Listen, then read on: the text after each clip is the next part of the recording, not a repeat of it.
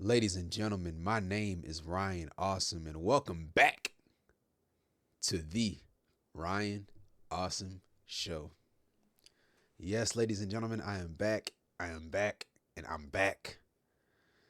Man, it has been a long time since 2022.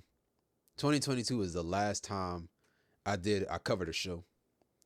And yeah, during that time, man, I was busy, man. Busy with wrestling, busy with working. But yeah, man. And one day, I want to say it was around September or October. I was watching my old videos and I was like, man, look how excited I look how passionate I look. And I was like, you know what, man, I miss all of this stuff. I miss all of it. And so that's when I decided, you know what, I'm gonna go back to doing the Ryan Awesome Show. But I'm glad to be back. Glad to be black. Glad to be back in front of this camera, speaking to you all. And yeah, man, I know you guys didn't come here to hear me talk about what I went through, how I've been. You guys came here to listen to me talk about Monday Night Raw on January the 6th. The brand new, the new era, the Netflix era of Monday Night Raw. You guys came here to hear me talk about that. And so I'm going to talk about it. I'm going to talk about it for January 6th, 2025 in the Intuit Dome in Los Angeles, California. Overall, it was a good show. It was a good show. It felt like a PLE, based on how it was promoted for the past months and the amount of people that was on there. The names that are on, Netflix. Yeah, Rock, Cena, you know, Undertaker showed up, Hulk Hogan showed up, and then Roman was there competing on Raw for the first time in years. So yeah, but it wasn't a normal episode of Raw. It wasn't a normal episode of Raw. This was, really the main characters. I guess you could say the main characters. They competed. Everybody else that who are not at a higher level, they didn't compete on the show, but they were there. In the crowd and in the skyboxes and all that stuff. But yeah, WWE, they treated this like a PLE. They treated it like a PLE. And yeah, overall, it turned out good. It wasn't the best Raw, like everybody else is saying, like, oh, this is the greatest Raw of all time. It wasn't the greatest Raw of all time. Not saying it was bad, but it was good. It was good, you know. But yeah, yep. The stadium, the dome was packed. They said it was like 17,000 people. The atmosphere was great. I love the atmosphere. I love the lighting and the new announce table. Everything was just looked great. But yep, we had big name celebrities too were on this show too. But before we kick off the show, if this is your first time watching the Ryan Awesome Show, hit the like and subscribe button because I am planning on continuing covering these shows, Raw, SmackDown, and all the other shows too. So yeah, we kicked off the show. We kicked off Monday Night Raw, the first Monday Night Raw of 2025, with a video package of the history of WWE and professional wrestling. And so the ring was hidden. And so they had like a curtain over this ring. And the curtain, the stuff was playing over the curtain. And yeah, it was playing everything. And then, the curtain lifted up. And so we saw the ring. We saw the Monday Night Raw ring on Netflix. And it was black. It had a black canvas with all of the sponsors plastered on the ring. Yeah, Fortnite, Netflix, and all these other sponsors. They were plastered on the ring mat. Black ring mat, white ropes. And, on SmackDown, if you guys watched SmackDown on Friday, the ring mat was blue. The ring mat was blue and the ropes were white. And, I would have, me personally, when I saw it, I was like, the ring mat should have been black and the rope should have been blue. And so, I was hoping that Raw had a black canvas, but red ring ropes. They had the black canvas, but they still had the white ropes. But so yeah, the canvas lifted up. We saw the ring. Triple H was under there the whole entire time while the video package was playing. And so Triple H, he was hyping up the crowd, welcoming everybody to a new era, the Netflix era. And he said, are you ready? His usual catchphrase, are you ready? Opener, man. Really great opener. And right after Triple H was done talking, the Rock music hit. So Rocky came out, crowd popped, they were electrified. And he came out with the People's Championship. The People's Championship, the championship that was given to him by Muhammad Ali's wife at the Hall of Fame. And so he came out with the championship. And, he came into the ring. Rock, the Rocky chants, Rock, he put over Netflix. And, he thanked the fans. And he thanked Cody Rhodes. Cody Rhodes, who was sitting in the front row. I did not notice that. I didn't notice he was sitting at the front row until they showed him. So yeah, he was in the front row with his suit and all, just like how I'm dressed in my suit. Yeah, he was dressed in his nice suit, sitting in the front row, and then Rock had joked about, tell Mama Rhodes I said hi.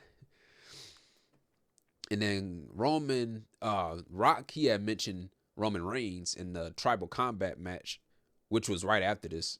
And so he mentioned it. He said he was going to be watching it closely. And then, he ended off with his whole, if you smell what the Rock is cooking. And so Rock left the ring. He hugged Cody Rhodes, and he was off. He left through the crowd, and then Solo's music hit. Sikoa's music hit. So we're getting ready for this Tribal Combat match for the Ula Fala. And so, yeah, I knew this match was either going to be the first match or the last match because, I think it was a report back. I don't know when it was, but Roman, he doesn't like competing in the middle of the card. So, yeah, if it's Roman Reigns, he either competing in the first match or the main event. And so they chose the first match.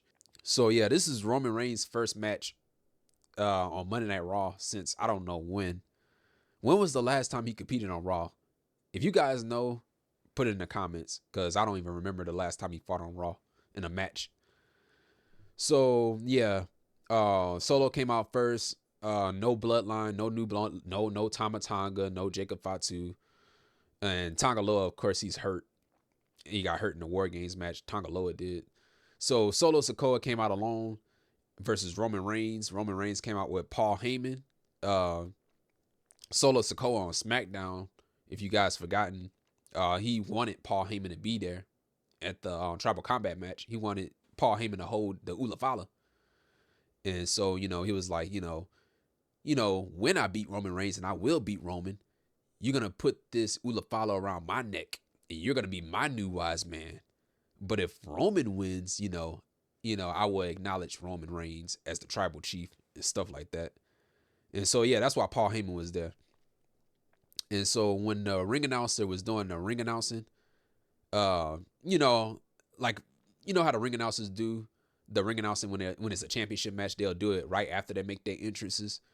The ring announcer was doing the intros, and then Paul Heyman had interrupted the ring announcer, and he introduced Roman Reigns the same way how Paul Heyman used to introduce Brock Lesnar in the championship matches. And the referees on Monday Night Raw have black striped shirts, so I thought that was different. It's really different. SmackDown referees, I think they still have the regular white striped shirts, the zebra shirts. FU chant. We had a FU Solo chant. And they did not bleep that out either. They did not bleep that out. We are on Netflix now. No more USA. No more blacking out the screens on Fox. No more, cutting out the sounds on USA Network. This is Netflix. It's unfiltered, unadulterated. So, yeah, they did not bleep that out. Oh yeah, another thing, Rock had let out a BS. They didn't bleep that out either. So we went into the first commercial break, right? And the first commercial break, it was just a video package of the, Solo, Sikoa, and Roman Reigns and the whole Bloodline feud, and, everything that led up to this Tribal Combat match.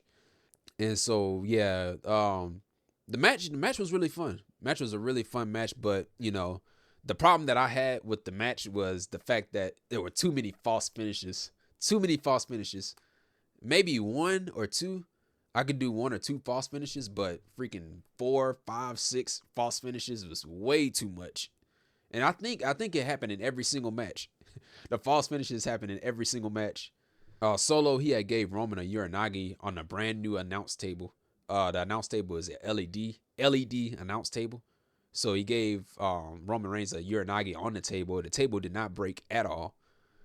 And this became a recurring thing. You know, people kept getting slammed on the announce table and it didn't break. And then he had hit Roman Reigns with something. I think it was the monitor, I guess. So no disqualifications, no rules in this match. And yeah, so basically, yeah, there really wasn't any commercial breaks. When it went to a commercial break, it came right back for me. Solo, during his heat, he was, talking smack to Roman Reigns the entire time. And then Solo, he had placed the chair around Roman's neck to try to go for the hip attack. But Roman had moved out the way. And then Roman took control and he started beating Solo with the chair. And then at one point, Solo, he had low blow Roman. And he had hit the spinning Solo onto the chair. And Roman Reigns, he kicked out at 2.99 seconds. And then there was a point where they brought the table in. And it was set in the middle of the ring. And looked like Solo was trying to superplex him onto the table. But Roman, he had got out of it. And he just gave him a powerbomb through the table. He gave Solo a powerbomb through the table. Went for the cover. Referee counted. And then out of nowhere, somebody just pulled the referee out of the ring. We didn't know who it was until the camera had pointed at this person. And the person was Tama Tonga. So Tama Tonga pulls the referee out of the ring. And then, this distracted Roman Reigns. And then out of nowhere, Jacob Fatu came out. And he blasted Roman Reigns. Gave him a super kick. And he hit the Impaler DDT to Reigns. And he followed that up with the moonsault, the diving moonsault off the top rope. And he hit Roman Reigns with it, and then Solo picked him up, gave Roman a Samoan spike, and guess what happened? Roman Reigns kicked out. He kicked out of all that stuff. The DDT, the spike, and the moonsault.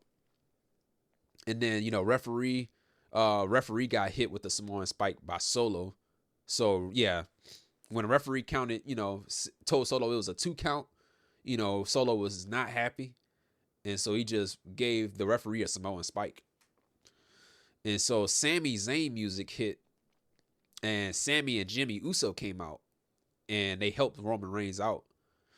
And everybody was chanting yeet and all that stuff. They wanted Jey to come out. But Jey, he couldn't come out because he had a match later on that night. So yeah, Sami and Jey, they fought off the bloodline. Sami had gave a haluva kick to Solo.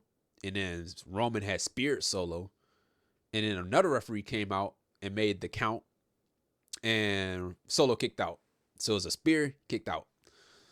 And then, Jacob and Tama Tonga tried to get involved. And then Jimmy and Sami, they fought off Tama Tonga and Jacob Fatu. And then out of nowhere, it looked like Roman Reigns was setting up for another spear. And out of nowhere, Kevin Owens came out. Kevin Owens came out of nowhere. He came out from the crowd and he stunned Roman Reigns. Gave him a stunner. And then, you know what happened? Roman Reigns, he kicked out again. He kicked out again, my dude. And Kevin tried to set up for the package power driver on Roman, but Cody Rhodes' music hit. He came out dressed in his new nice suit and all. Took out Kevin Owens with a Cody cutter. Solo tried to go for the spike, but Roman had speared Solo. And then Roman had hit another spear to Solo to win the match. 1, 2, 3, and Roman Reigns wins. And it's the tribal chief, the OTC, the only tribal chief, the original tribal chief. And so, yeah, Paul Heyman had the Ulafala. He had the Ulafala. He was going to hand it to Roman Reigns, or he was going to put it around his neck. And then Rock was walking out. No music. Rock came out. No music. Came into the ring. And he took the Ulafala from Paul Heyman. And Rock had put the Ulafala over Roman's neck, and he just showed his respect to Roman Reigns. They were face to face. He and Roman they were face to face, and so Rock showed his respect to Roman Reigns. And just like what I said, man, it was a fun match, but my pet peeve was the too many false finishes, man. Too many false finishes. He kicked out of a spike. Roman kicked out of a spike, a stunner, a moonsault, and a Paler DDT. Solo kicked out of a spear, multiple spears. The question is, though, will Solo get kicked out of his own bloodline?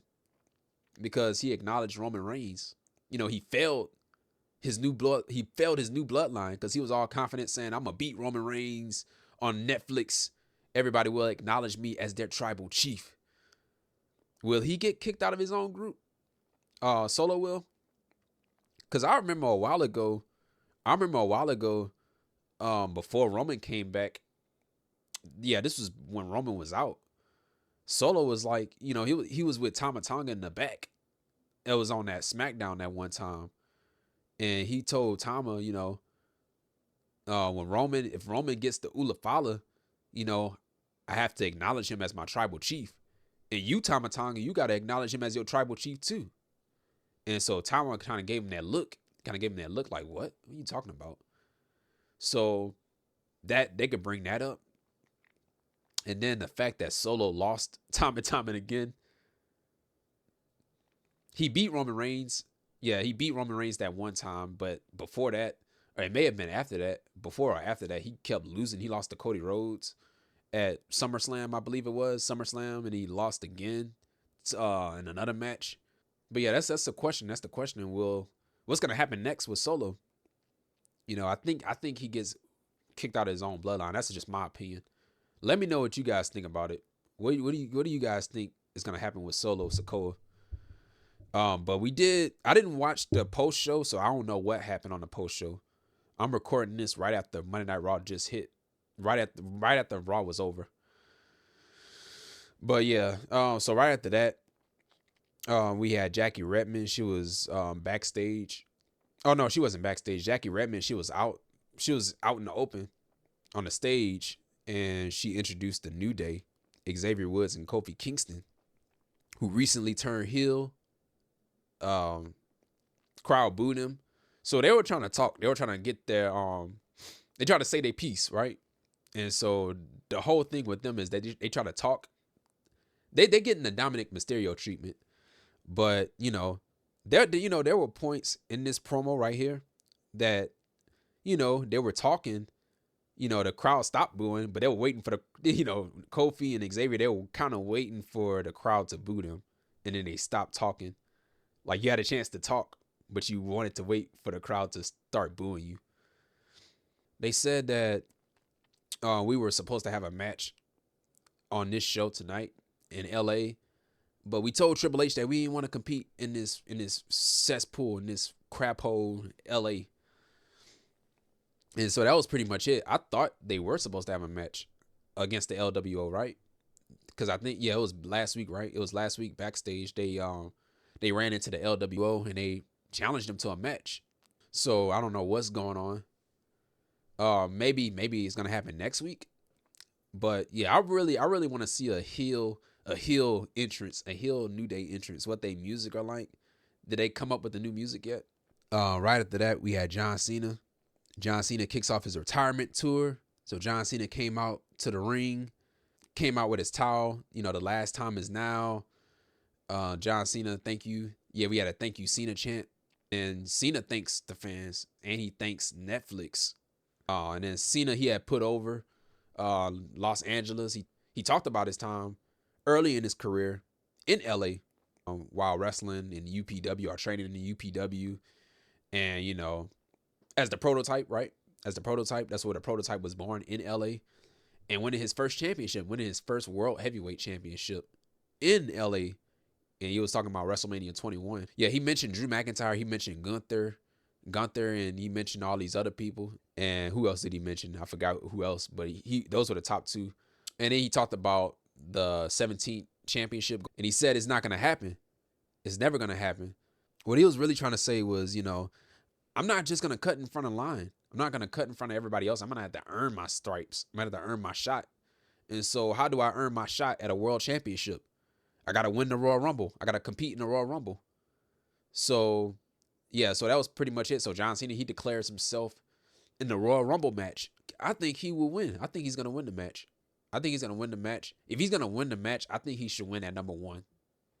Yeah, but yeah, like Cena, he's won 2. He won 2 Royal Rumbles. He needs to come out at number 1 and go through everybody. And then eventually win. Because I don't want to see him come out at number 30 and throwing out everybody. I really don't want to see it. But as a babyface, because Cena is not turning heel, but as a babyface, I could see him being number one and going through everybody and lasting to the very end. Because it is his last Royal Rumble. It is his last Royal Rumble. There is no Royal Rumble in 2026 for John Cena. 2025 is it.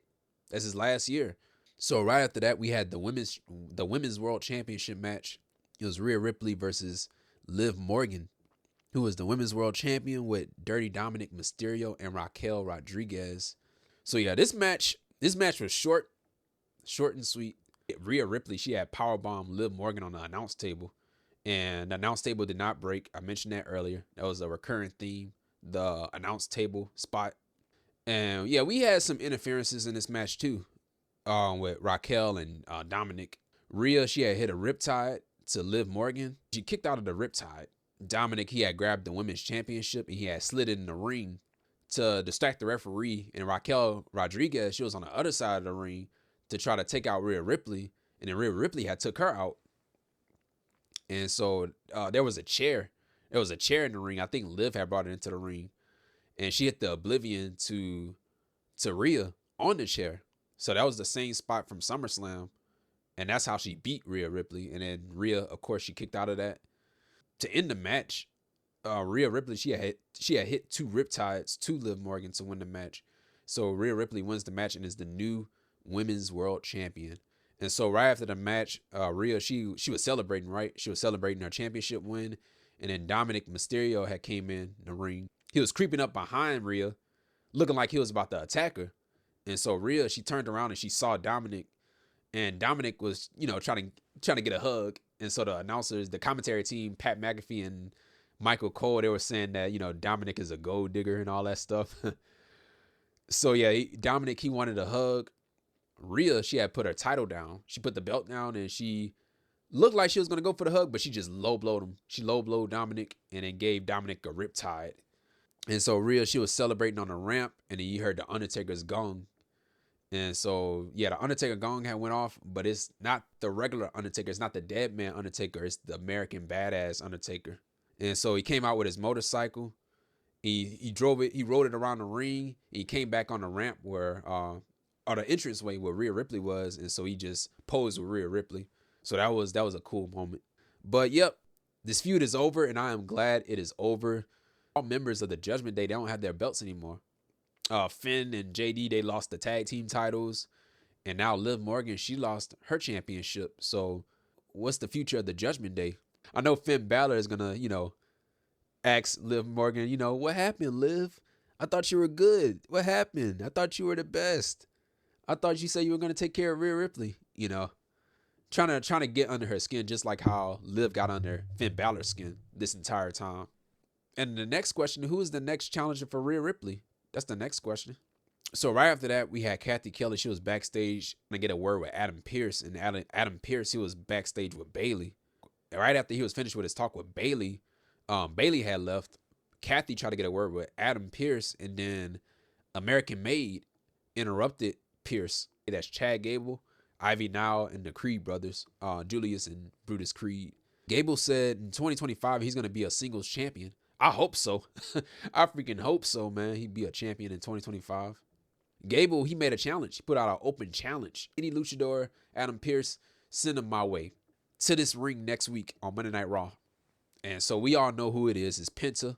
And we saw a video package of Penta. So it was the completed form of these vignettes. Right after that, Jackie Redmond, she welcomes The Miz. Miz was being sarcastic about John Cena entering the Royal Rumble. Like, oh, John Cena entering the Royal Rumble, who cares? Yada, yada, yada. I beaten John Cena at WrestleMania. Karrion Kross and Scarlett, they came out. They interrupted The Miz, and they wanted The Miz to help them out with the Wyatt Six. Miz has said, no, I don't want nothing to do with those freaks. That's y'all problem. It ain't my problem. And so Karrion Kross, he was hyping up The Miz, because Miz, he's afraid of the Wyatt Six. He's afraid of him. And so Karrion Kross, he was hyping him up. He was hyping up Miz, saying, like, aren't you the Miz? Aren't you the Miz? Aren't you a former WWE champion? Aren't you a former 2-time Grand Slam champion? And Miz kept saying, yeah, I am that. I am the Miz. I am a former 2-time Grand Slam champion. I did beat John Cena. And, Kross was like, aren't you going to help us with the Wyatt Six? And so he was like, yes. And so, but he said yes by accident because he was saying yes over and over and over again to all these other questions. And then Cross was like, you know what? Yeah, that's all I wanted to hear. And so he left with Scarlett. And, Miz, he said that, yeah, the one thing Karrion Kross said that was right, I did beat John Cena at WrestleMania. I've done it before, and I'm going to do it again. Jey Uso versus Drew McIntyre. So Jey Uso and Travis Scott came out. So Travis Scott, he does the theme music for Monday Night Raw now. So they both came out. They were both yeeting to the ring. And then during Drew's intro or entrance, Jey had took out Drew. He dove on top of him. And then, yeah, they were brawling, and then Drew took back control of the match. So Jey hit the ropes. He was trying to go for the spear, but Drew McIntyre, he had intercepted it with the Claymore kick. And I was like, that's it. That's it. But it wasn't it. He kicked out. He kicked out of the Claymore kick. And, Drew tried to go for another Claymore kick. And Jey fell. And Drew tried to go for the Claymore once again. But this time, Jey Uso, he had rolled up. He had gave him a crucifix pin to win the match. So Jey Uso wins the match. If you guys watch SmackDown, that 6-man tag team match on SmackDown, the main event with the new bloodline versus the OG bloodline, Sammy and the Usos, I believe it was Jey Uso that got pinned, right? Wasn't it Jey or Jimmy? One of them got pinned. So they went into the Netflix show with a loss. I guess that's the reason why he got a win over Drew. But yeah, so after that, Kathy Kelly, she was backstage and she welcomed Gabriel Iglesias, the comedian. And so she tried to get a word from him. And then the New Day, Xavier Woods and Kofi Kingston, they interrupted him. Kofi Kingston had called Iglesias a buffoon. And then, the Alpha Academy came in. They came in to protect Gabriel. And so they greeted Gabriel. And then, they left by saying, New Day sucks. New Day sucks. And so right after that, or before that, they said that The Rock was going to show up on NXT tomorrow night. Roman Reigns and Paul Heyman, they were walking backstage. So this is right after the match, fresh out of the match. So Roman has the Ula Fala. Paul Heyman was walking with Roman, talking about the acknowledgement ceremony, I guess. And he asked Roman Reigns, when do you want this booked? Roman was like January the 27th. And he walked into his locker room. He closed the locker room door. And on the locker room door, it says WWE 2K25. So it looks like, I guess that's when the game is coming out. And Roman Reigns is the cover star. I don't know. I don't know when the game is coming out. I really don't know. I thought it came out in March. Maybe we're going to get news on the game on the 27th.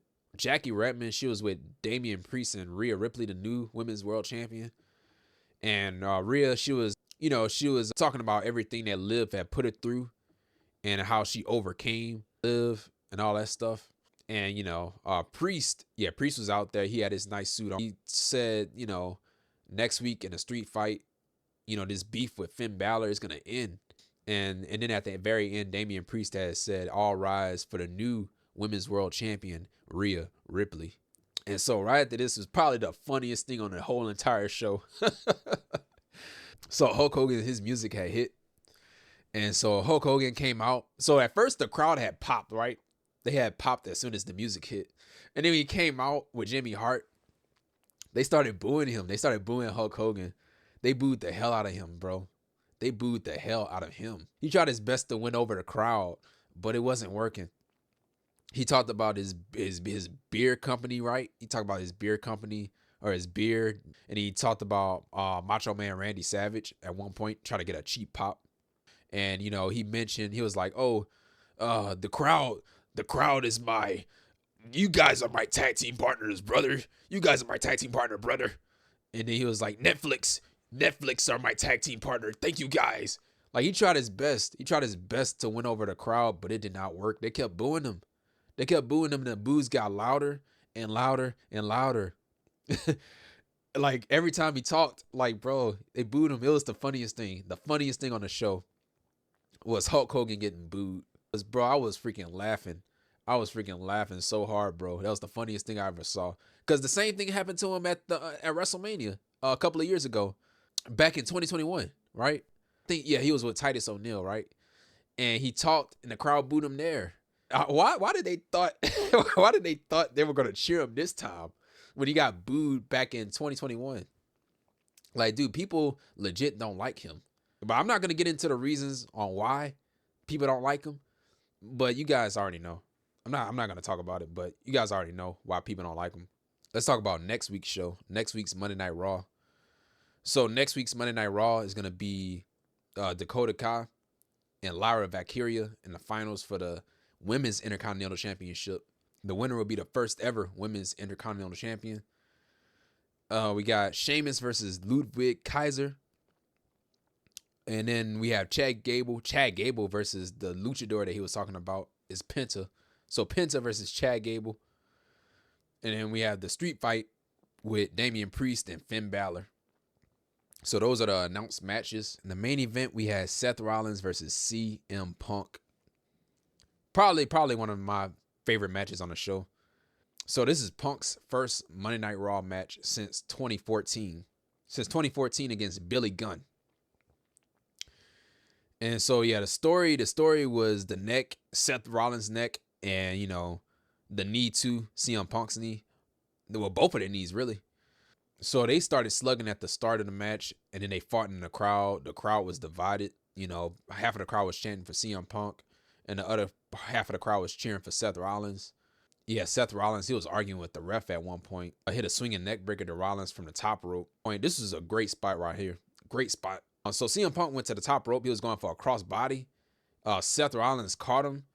He rolled backwards, and he muscled him up, and he picked him up for the go to sleep. He hit the go to sleep, caught Punk right in the face. And yeah, Punk rolled out of the ring.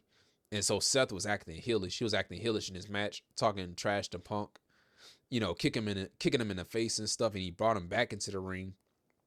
Punk recovered and gave a curb stomp to Rollins. And Rollins kicked out of his own move. Punk tried to go for the GTS. Rollins reversed it. And then Rollins hit the GTS on Punk. And Seth tried to go for the stomp, but Punk rolled out of the ring. And then that's when we went to the table spot, the announcer table spot, where Seth Rollins hit the pedigree on Punk on the announce table, but it didn't break. And then that's when Seth Rollins' knee started acting up. His knee started acting up, and he brought Punk back into the ring, hit another pedigree on him, went for the cover, kicked out.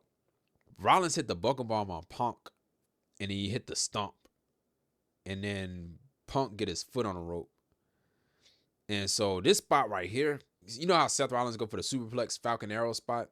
He went for it perfectly. He perfectly got on top of the rope. He ran to the turnbuckle, jumped up, landed perfectly on the top rope, hit the superplex, boom. And he tried to go for the Falcon's Arrow, but Punk reversed it, or he fought out of it.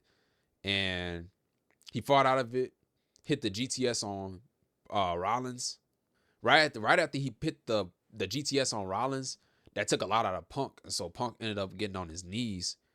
And so the momentum of the GTS had sent Seth Rollins into the ropes. And he bounced back off of the ropes. And he landed right on Punk's shoulders while Punk was still on his knees. And so Punk had got up, hit the go to sleep. 1, 2, 3. That was it. And at that point, when he hit that go to sleep, I was like, that better be it. And that was it. 1, 2, 3. That was it. And so I was like, yeah, they running this back. They running this back. They definitely running it back. Like that, it's not gonna be a one and done match. I think it might lead to WrestleMania. If they do continue with this feud, somebody needs to be the heel. And I think it's Seth Rollins. Seth Rollins needs to be the heel. We need a change from Seth Rollins. No more of the dancing and the and the cackling and all that stuff that he do. Like I like the Monday Night Messiah, the Messiah Seth Rollins during the pandemic era. That was the best version of Seth Rollins. Not this clown, not this guy, but the Messiah Seth Rollins. That's the Rollins that I like. They both could be great heels, but like for this feud, Seth needs to be the heel because I don't think anybody will boo CM Punk, but Seth, yeah, I think so. Even though the crowd, sing along to his song and stuff, I think Seth should be the heel. But yep, that was pretty much it with the Monday Night Raw on Netflix. Overall, it was a good show. Wasn't a spectacular show. Wasn't a spectacular show. It was a good show. Wasn't the best Monday Night Raw of all time, like everybody else gonna say. But it was a brand new start. You know, a brand new start on a brand new station, brand new streaming site. But yeah, they definitely they treated this like a PLE. Yeah, that was pretty much it, guys. If you like this video, man, hit the thumbs up. Hit the thumbs up if you like the video. And if you're new to this channel, subscribe to the channel, and so you'll know when the next time my videos will be out. You know, this is my first time back. I think I did good. It's my first time back, and I plan on continuing doing this every week. Thank you guys once again for the love and the support for the show. Thank you, and thank you. And I'll see you guys when I see you guys. And yeah, man. And this has been the Ryan Awesome Show. Take care, stay safe, and don't forget to be awesome, my awesome ones. And that's that. See you guys later.